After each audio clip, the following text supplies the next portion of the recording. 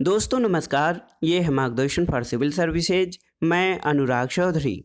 दोस्तों आज की वीडियो में हम सॉल्व करेंगे LT grade, TGT, PGT, government inter college प्रवक्ता, गवर्नमेंट डिग्री कॉलेज, उच्चतर शिक्षा असिस्टेंट प्रोफेसर और नेट जेआरएफ के लिए विश्व के भूगोल से संबंधित महत्वपूर्ण प्रश्नों का भाग 3। इसमें हम मानचित्र रेखाओं से संबंधित महत्वपूर्ण प्रश्नों को सॉल्व करेंगे। ये प्रश्न आपकी आगामी परीक्षाओं के लिए बहुत ही उपयोगी हैं। तो आइए शुरू करते हैं आज का वीडियो।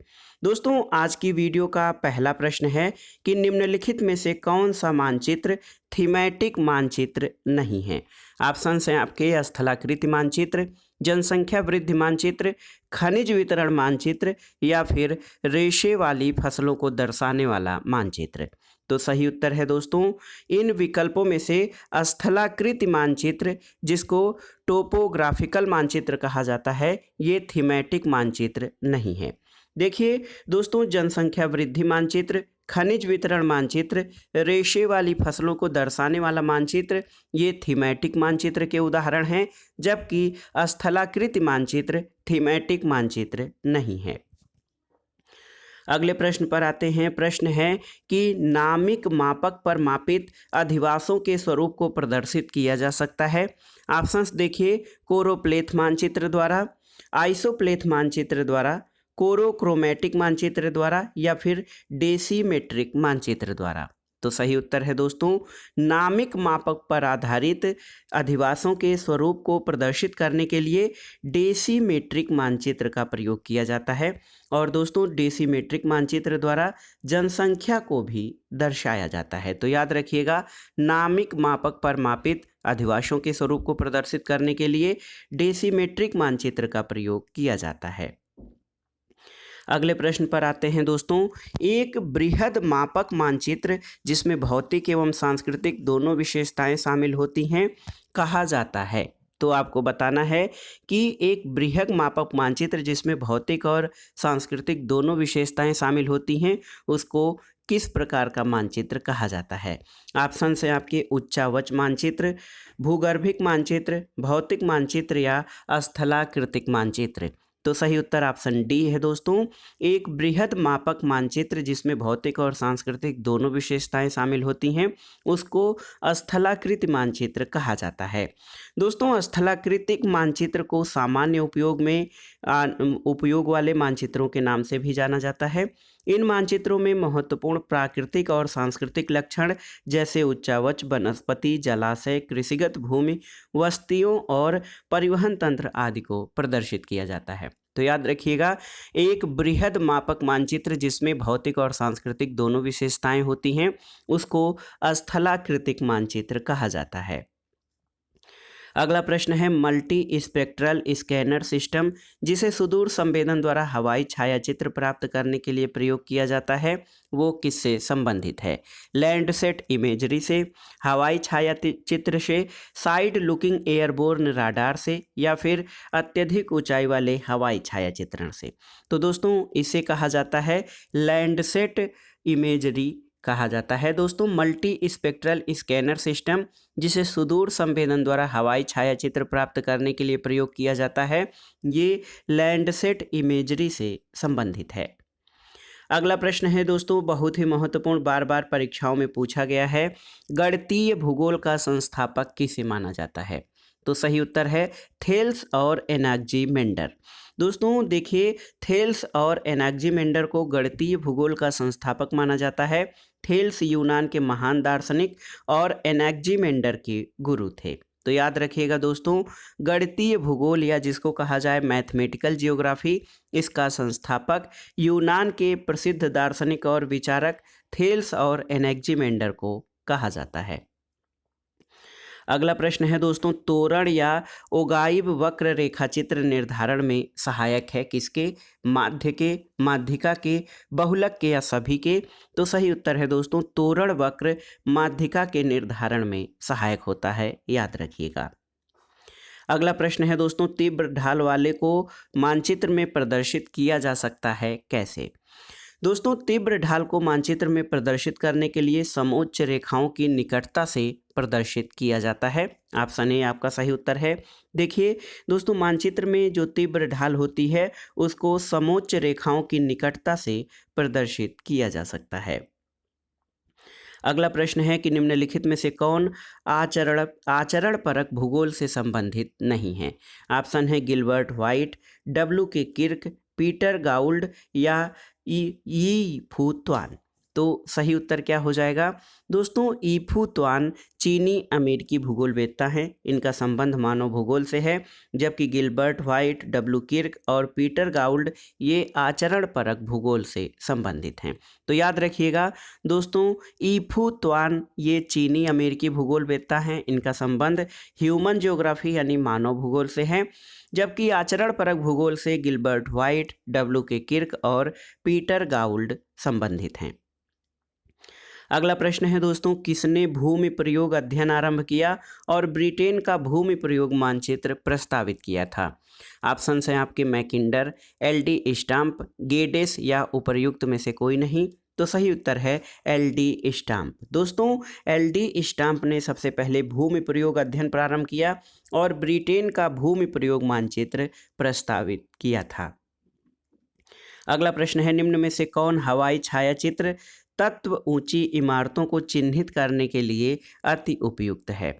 ऑप्शन हैं आपके माप, आवर्त, परछाई और प्रतिरूप। तो सही उत्तर हो जाएगा परछाई या शैडो, जिसे इमेज कहा जाता है।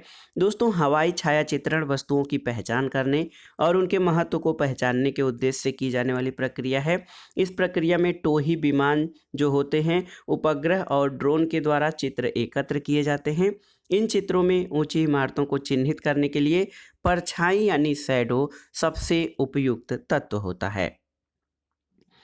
अगला प्रश्न है दोस्तों, निम्नांकित में से कौन एक यूनानी नियतिवादी पर्यावरणविद थे? आपको बताना है। ऑप्शन हैं आपके टालमी, आरवी टूले, हिप्पोक्रेटस या इनमें से कोई नहीं। तो सही उत्तर है ऑप्शन सी, हिप्पोक्रेटस। दोस्तों, सबसे पहले यूनानी और रोमन विद्वानों ने विभिन्न लोगों के आचरण, स्वभाव, चरित्र और उनकी संस्कृति और भौतिक स्वरूप को प्राकृतिक परिस्थितियों से प्रभावित बताया। इनमें हिप्पोक्रेटस, अरस्तु और जीनोकोन प्रमुख हैं। इसलिए हिप्पोक्रेटस एक यूनानी नियतिवादी पर्यावरणविद थे। तो याद रखिएगा, कौन एक यूनानी नियतिवादी पर्यावरणविद था? तो ये थे हिप्पोक्रेटस। अगला प्रश्न है, निम्नांकित में से कौन भूगोल में संभववाद के प्रस्तोता हैं? बताइएगा। ऑप्शन हैं आपके Carl Ritter, Griffith Taylor, Vidal de Lablache या ई.ए. एकरमैन। तो याद रखिएगा दोस्तों, भूगोल में संभववाद के प्रणेता विडाल डी लाब्लास हैं। याद रखिएगा दोस्तों, विडाल डी लाब्लास संभववाद के प्रस्तोता हैं। अगला प्रश्न है, निम्नलिखित अरब विद्वानों में से किसे सर्वाधिक भ्रमणकारी खोजकर्ता के रूप में जाना जाता है? ऑप्शन है इब्न बतूता, इब्न खालदून, अल मसूदी या फिर अल बाल्खी।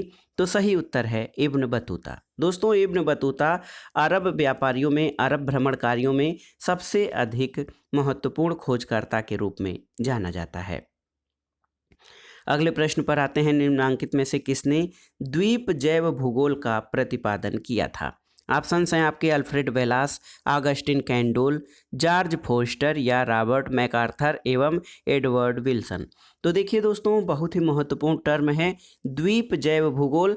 द्वीप जैव भूगोल का प्रतिपादन 1960 के दशक में पारिस्थितिक विज्ञानी रॉबर्ट मैकार्थर और एडवर्ड ओ विल्सन ने किया था। तो याद रखिएगा, द्वीप जैव भूगोल शब्द का प्रतिपादन रॉबर्ट मैकार्थर और एडवर्ड विल्सन के द्वारा किया गया था। अगले प्रश्न पर आते हैं दोस्तों, निम्नलिखित में से किसने ज्ञान को 3 वैज्ञानिक प्रकारों व्यवस्थित विज्ञान, ऐतिहासिक विज्ञान और भूविज्ञान में विभाजित किया है? तो ये विचारक रहे हमबोल्ट। हमबोल्ट ने ज्ञान को 3 समूहों में विभाजित किया है, व्यवस्थित विज्ञान, ऐतिहासिक विज्ञान और भूविज्ञान। याद रखिएगा। अगला प्रश्न है दोस्तों, निम्नलिखित जर्मन भूगोलवेत्ताओं में से किसने सामुद्रिक विज्ञान के क्षेत्र में पर्याप्त योगदान दिया है? ऑप्शन देखिए, Friedrich Ratzel, Alfred Hettner, Vidal de Lablache या गेहार्ड स्टाक। तो सही उत्तर क्या हो जाएगा? ऑप्शन डी, गेहार्ड स्टाक। दोस्तों, समुद्र विज्ञान के क्षेत्र में जर्मन भूगोलवेत्ताओं का योगदान सबसे महत्वपूर्ण रहा। गेहार्ड स्टाक ने समुद्र की गतियां, तापक्रम, खारापन, जल का रंग, महासागरीय निक्षेप, तल में आकृति, महासागर जलवायु, महासागरीय बेसिन की अध्यय संरचना, इसके अलावा महासागरीय जीव, व्यापारिक मार्ग और उनके ऊपर से गुजरने वाले वायुयान मार्गों का अध्ययन किया। तो याद रखिएगा, जर्मन भूगोलवेत्ता गेहार्ड स्टाक का समुद्र विज्ञान के क्षेत्र में पर्याप्त योगदान है। अगला प्रश्न देखिए, निम्नलिखित भूगोलवेत्ताओं में किसने समुद्र विज्ञान में उल्लेखनीय योगदान दिया है? तो ये हैं दोस्तों जी स्टाक। देखिए, जी स्टाक मतलब गेहार्ड स्टाक का एक जर्मन भूगोलवेत्ता थे। इन्होंने समुद्र विज्ञान के क्षेत्र में सर्वाधिक योगदान दिया है। अगला प्रश्न है दोस्तों, भूगोल मानव और पर्यावरण के संबंधों का अध्ययन है, इस संकल्पना का प्रतिपादन किसने किया था? देखिए, एक कथन है कि भूगोल मानव और पर्यावरण के संबंधों का अध्ययन है। ऑप्शन देखिए, H बैरोज, फ्रेडरिक रेटजेल, जे क्लार्क या रिचर्ड हर्टसोन ने। तो दोस्तों, फ्रेडरिक रेटजेल द्वारा ये प्रस्तावित किया गया था और इसी प्रकार की संकल्पना H बैरोज ने भी दिया है। तो इस प्रश्न में जो है उत्तर की अगर जो बात करें तो यहाँ पर आप देख सकते हैं कि दो विकल्प दिख रहे हैं, बैरोज और फ्रेडरिक रेटजेल दोनों ने इस प्रकार की जो व्याख्या है कि भूगोल मानव और पर्यावरण के संबंधों का अध्ययन है। तो इस तरह इस प्रश्न को हम एक उत्तर में सटीक नहीं मान सकते हैं। फ्रेडरिक रेटजेल और H बैरोज दोनों ने इसी प्रकार की संकल्पना प्रस्तुत की है कि भूगोल मानव और पर्यावरण के संबंधों का अध्ययन है। अगला प्रश्न है दोस्तों, भूगोल दैतवाद से ग्रसित था किसमें? चिरसम्मत यानी छायावादी काल में, पुनर्जागरण काल में, डार्विनोत्तर काल में या आधुनिक या द्वितीय विश्वयुद्धोत्तर काल में? तो सही उत्तर है भूगोल द्वैतवाद से पुनर्जागरण काल में ग्रसित था। ऑप्शन बी आपका सही उत्तर है। दोस्तों, यूनानी, रोमन और अरब भूगोलवेत्ताओं के लेखों में भी द्वैतवाद की धुंधली झलक मिलती है। यूरोप में द्वैतवादी सोच पुनर्जागरण काल के पश्चात बनी थी और आधुनिक संदर्भ में भूगोल में द्वैतवाद का जनक वारेनियस को माना जाता है। वारेनियस ने द्वैतवाद का विचार 17वीं शताब्दी में दिया था और वारेनियस जर्मन भूगोलवेत्ता थे।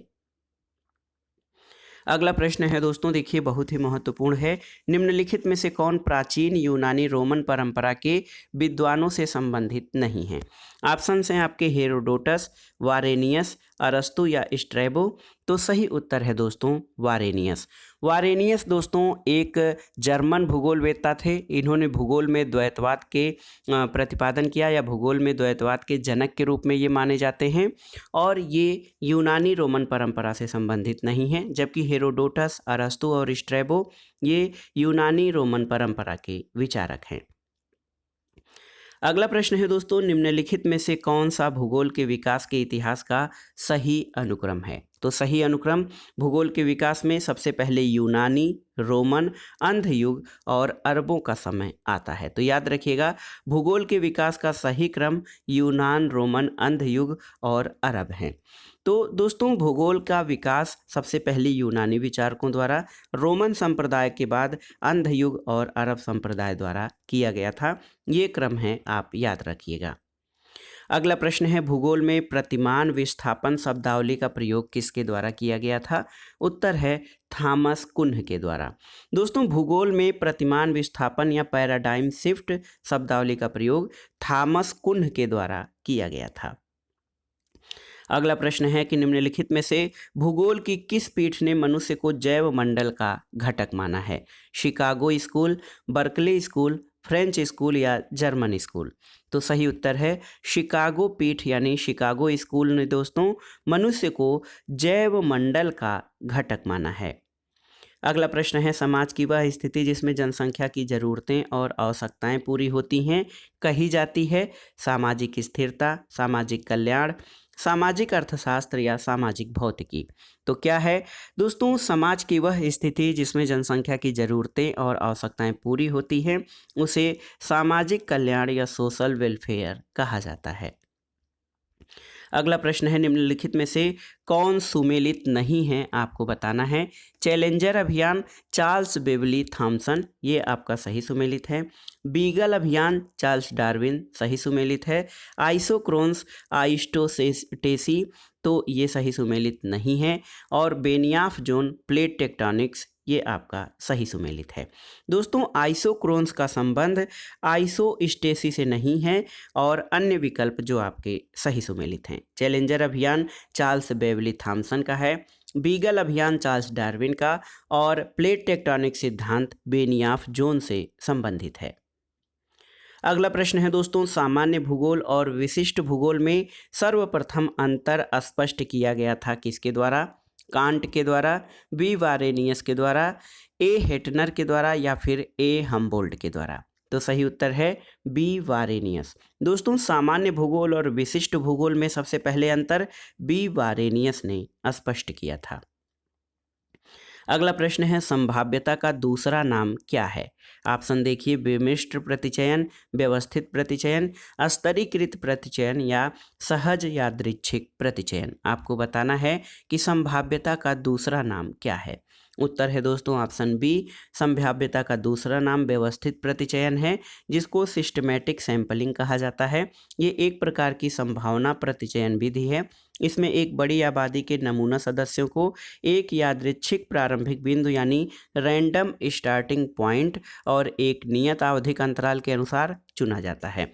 तो याद रखिएगा, संभावना का दूसरा नाम संभाव्यता का व्यवस्थित प्रतिचयन है। अगला प्रश्न है, किसने परिभाषित किया कि राजनीतिक भूगोल राजनीतिक दृष्टि से संगठित क्षेत्रों, उनके संसाधनों, विस्तार और उन कारणों से संबंधित है जिनके कारण एक विशिष्ट भौगोलिक स्वरूप का विकास होता है? तो सही उत्तर है दोस्तों, ये कथन पाउंड्स का है।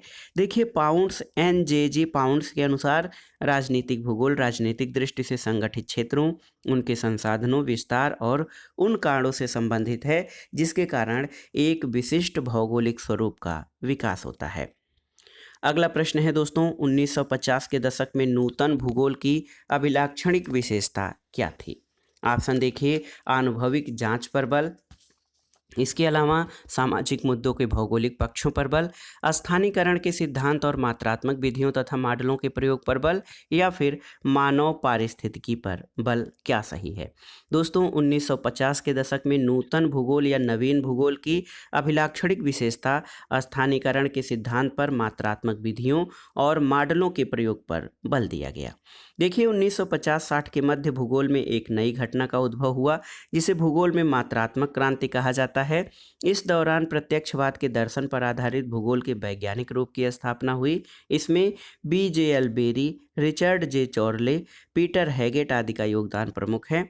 भूगोल में तंत्र विश्लेषण और मॉडल की अवधारणा का सूत्रपात हुआ और स्थानीयकरण के सिद्धांत और मात्रात्मक विधियों और मॉडलों के प्रयोग पर बल दिया जाने लगा। अगला प्रश्न है दोस्तों, किस मानचित्र प्रक्षेप में सभी अक्षांश रेखाओं की लंबाई 45 डिग्री अक्षांश रेखा के बराबर होती है? ऑप्शन है आपके विषुवत रेखीय स्टीरियोग्राफ, मार्केटर प्रक्षेप, गाल प्रक्षेप या बेलनाकार समक्षेत्री प्रक्षेप में? तो सही उत्तर है गॉल प्रक्षेप में। दोस्तों गाल प्रक्षेप में सभी अक्षांश रेखाओं की लंबाई 45 डिग्री अक्षांश रेखा के बराबर होती है। गोलाकार पृथ्वी के किसी बड़े भूभाग का समतल सतह पर मानचित्र बनाने के लिए प्रकाश अथवा ज्यामिति विधियों के द्वारा निर्मित अक्षांश देशांतर रेखाओं के जाल या भूग्रिड को मानचित्र प्रक्षेप कहा जाता है। मर्केटर या बेलनाकार यथाकृतिक प्रक्षेप दो बिंदुओं के बीच बृहद बिंदु पर आवश्यक संख्या में जीवा खींच दी जाती है और इसके सहारे नौ संचलन यानी नेविगेशन किया जाता है। तो दोस्तों देखिए गाल प्रक्षेप में सभी रेखाओं की लंबाई 45 डिग्री अक्षांश रेखा के बराबर होती है। अगला प्रश्न है, अप्राचलिक परीक्षण है काई वर्ग, टी, एफ या जेड? तो सही उत्तर है काई वर्ग। दोस्तों काई वर्ग परीक्षण, ये दोस्तों इसको क्या कहा जाता है? अप्राचलिक परीक्षण। आप इसकी व्याख्या देख सकते हैं, काई वर्ग परीक्षण अथवा एक्स स्क्वायर टेस्ट या यू परीक्षण, रो परीक्षण अप्राचलिक परीक्षण है, जबकि टी परीक्षण, आर परीक्षण, एफ परीक्षण ये प्राचलिक परीक्षण के उदाहरण हैं। जेड परीक्षण क्या है? तो ये जेड टेस्ट दोस्तों ये पैरामीट्रिक परीक्षण है। अगला प्रश्न है, निकटतम पड़ोसी विश्लेषण तकनीक का प्रयोग प्रथमतः किया गया था किसके द्वारा? ऑप्शंस हैं आपके वनस्पति शास्त्रियों द्वारा, भूगोल शास्त्रियों द्वारा, भूगर्भ शास्त्रियों द्वारा या फिर प्राणी शास्त्रियों द्वारा। तो सही उत्तर है ऑप्शन ए, वनस्पति शास्त्रियों द्वारा। दोस्तों स्पैटियल एनालिटिक्स या दोस्तों देखिए स्थानिक विश्लेषण जिसे कहा जाता है, ये निकटतम पड़ोसी विश्लेषण और आंकड़ों के एकत्रीकरण का सूचकांक इंट्रासाइट गतिविधियों पर जानकारी देते हैं। और निकटतम पड़ोसी विश्लेषण का प्रारंभिक उपयोग वनस्पति शास्त्रियों या वनस्पतिविदों जैसे 1954 में क्लार्क और इवांस द्वारा, 1997 में मोरिस्ता, 1959 और 1961 में पाइलो और 1964 में ग्रेग स्मिथ द्वारा किया गया था। तो याद रखिएगा, निकटतम पड़ोसी विश्लेषण तकनीक का प्रयोग सबसे पहले वनस्पति शास्त्री या जीव वैज्ञानिकों द्वारा किया गया था। अगला प्रश्न है, निम्न भूगोलवेत्ताओं में से किसका संबंध विचारधारा से नहीं है? ऑप्शन है टी हैगर स्ट्रैंड, बे जे एल बेरी, डब्ल्यू क्रिस्टॉलर या फिर एल डी स्टाम्प। तो सही उत्तर है दोस्तों डब्ल्यू क्रिस्टॉलर का संबंध विचारधारा से नहीं है। ऑप्शन सी आपका सही उत्तर हो जाएगा।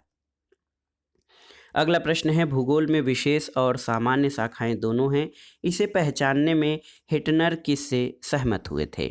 ऑप्शन है रिटर, हम्बोल्ट, स्ट्रैबो, वारेनियस या ब्लैसे। तो सही उत्तर है वारेनियस। दोस्तों देखिए, भूगोल में विशेष और सामान्य शाखाएं दोनों हैं, इसे पहचानने में हिटनर वारेनियस से सहमत हुए थे। अगला प्रश्न है, आधुनिक युग से पूर्व किस विद्वान ने प्रादेशिक तथा क्रमबद्ध भूगोल के संबंधों को स्पष्टतया स्थापित किया था? ऑप्शन है आपके क्लूवेरियस, बुशिंग, बुआचे या वारेनियस। तो सही उत्तर है वारेनियस। दोस्तों आधुनिक युग के पूर्व विद्वान बर्नार्ड वारेनियस ने रीजनल यानी प्रादेशिक और क्रमबद्ध यानी सिस्टमेटिक भूगोल के संबंधों को स्पष्ट रूप से स्थापित किया था। जर्मन भूगोलवेत्ता वारेनियस ने जियोग्राफिया जेनेरालिस 1650 में प्रादेशिक और क्रमबद्ध भूगोल के सिद्धांतों को स्पष्ट किया। क्रमबद्ध भूगोल क्या है, इसको जानना जरूरी है।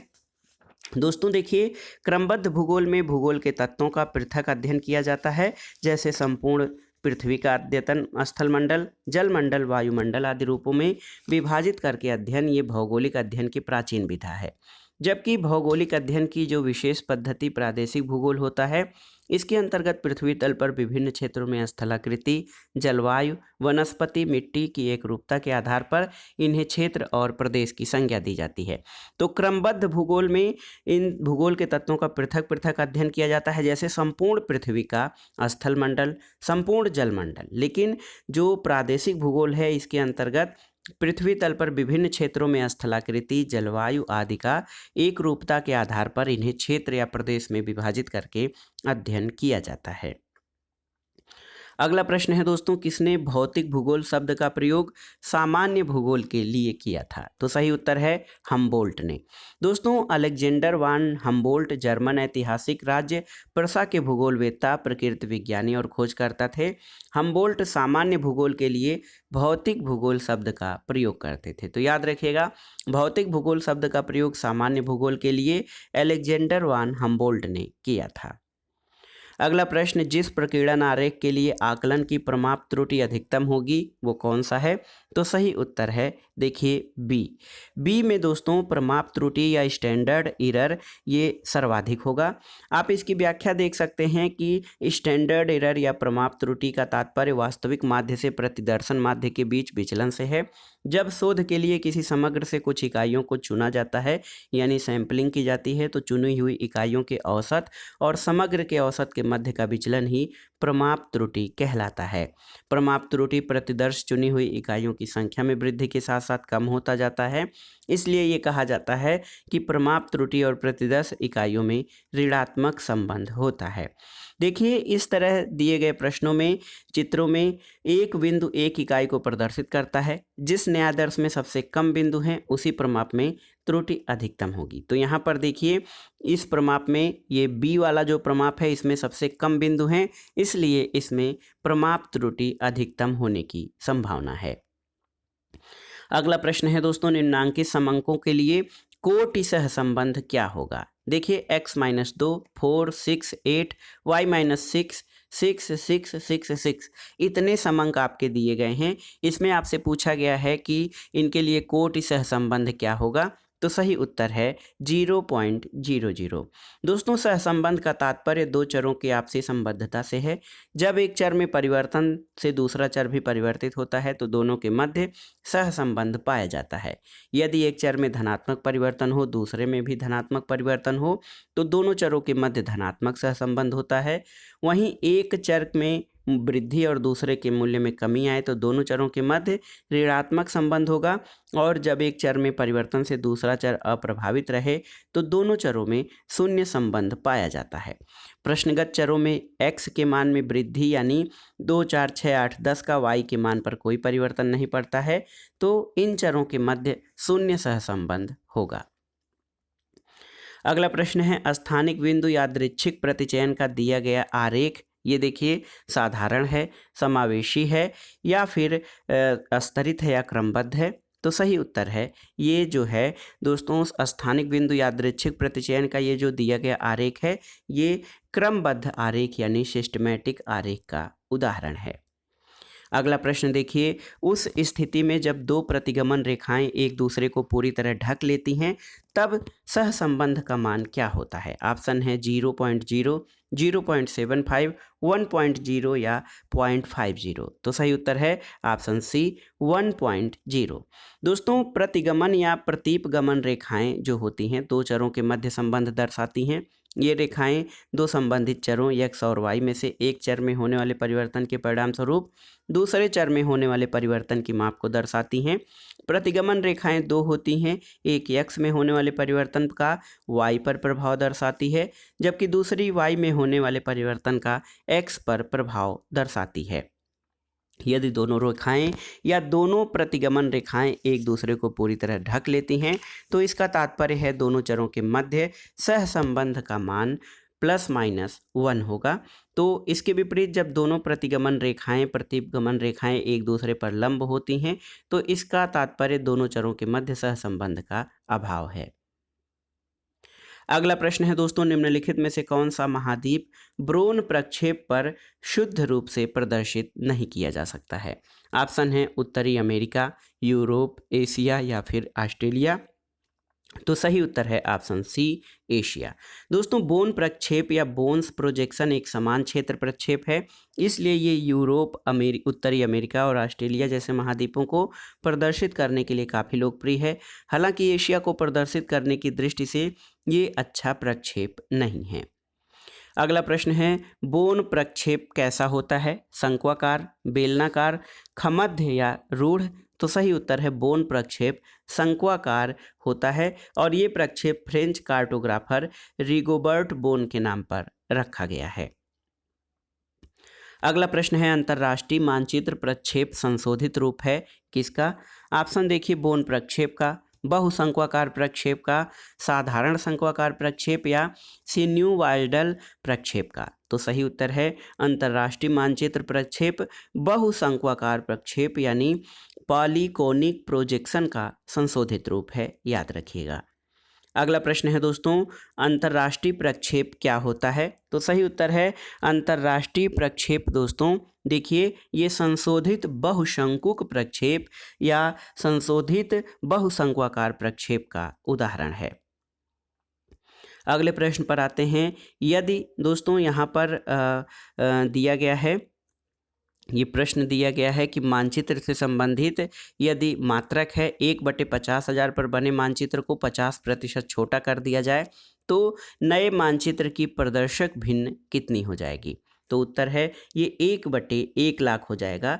यदि मानचित्र को 1/50,000 के जो अनुपात पर बने हुए मानचित्र को 50% छोटा कर दिया जाए तो मानचित्र की प्रदर्शक भिन्न 1/1,00,000 हो जाएगी। अगला प्रश्न है कि एक मानचित्र का प्रदर्शक भिन्न 1/1 संबंधित 30,000 है, जिसे 3 गुना छोटा किया जाता है तो छोटे किए गए मानचित्र का प्रदर्शक भिन्न क्या होगा। तो ये दोस्तों 1/9,000 हो जाएगा। यदि कोई मानचित्र का प्रदर्शक भिन्न 1 और 3,000 के अनुपात में है, उसको 3 गुना छोटा किया जाए तो 1 और 9,000 के अनुपात में ये हो जाएगा। तो याद रखिएगा ऑप्शन सी आपका सही उत्तर है।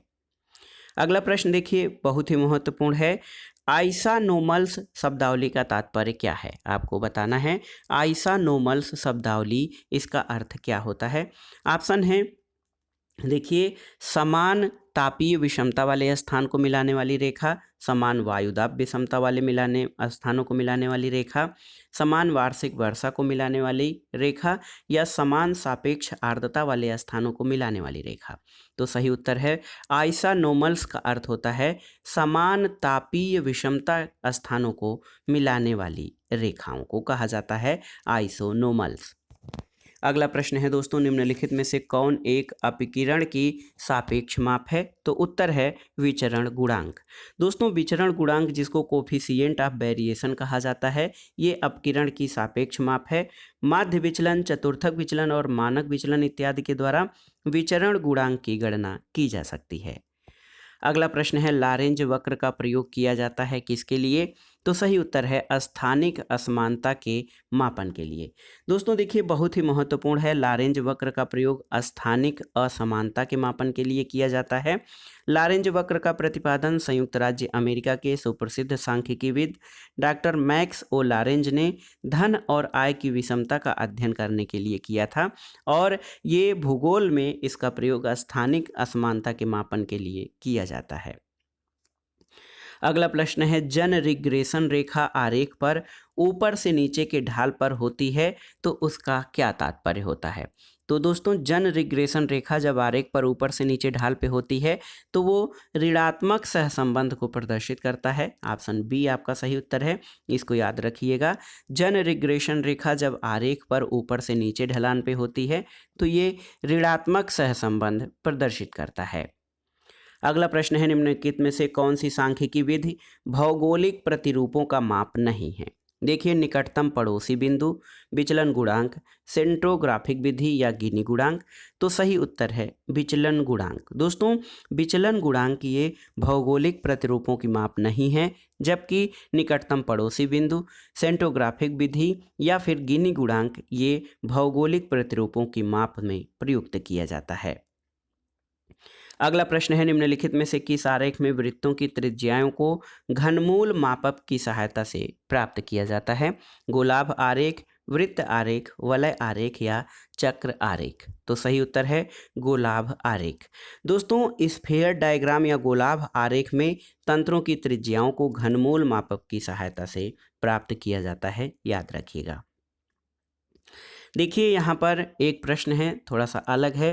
रंजित मानचित्र या कोरोक्रोमैटिक मैप वितरण दिखाने के लिए प्रयुक्त होते हैं किसको। जनसंख्या, कृषि उपजों का उत्पादन, वनस्पति के प्रकार या आवासों के प्रकार। तो रंजित मानचित्र या कोरोक्रोमैटिक मैप में भिन्न भिन्न घनत्व वाली छाया द्वारा किसी वस्तु की प्रति इकाई क्षेत्र औसत संख्या या प्रतिशत मूल्य, जैसे जनसंख्या का प्रति वर्ग किलोमीटर घनत्व, कृषि भूमि का प्रतिशत, विभिन्न राज्यों में प्रति व्यक्ति आय अथवा किसी फसल का भिन्न भिन्न क्षेत्रों में प्रति हेक्टेयर उत्पादन आदि प्रदर्शित किया जाता है।